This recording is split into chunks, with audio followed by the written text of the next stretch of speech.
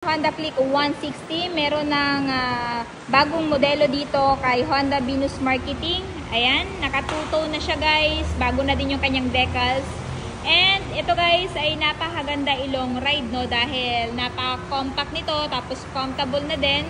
Meron na din siyang generous seat cushion. At ang nagustuhan ko dito guys, pagdating sa kanyang look, ayan, kita nyo naman, napaka-stylish na no. Tapos dito sa front pocket niya, meron na din siyang built-in na charging port, no? Tapos malalim na din yung kanyang console box. Fully digital na din yung kanyang instrument panel.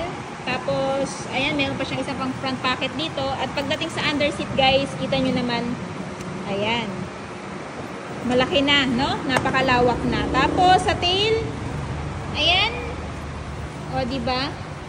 So, ano pang hinahanap nyo kung gusto nyo mag-upgrade from Honda Click 125?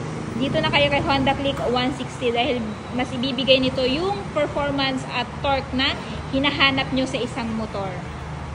Ayan.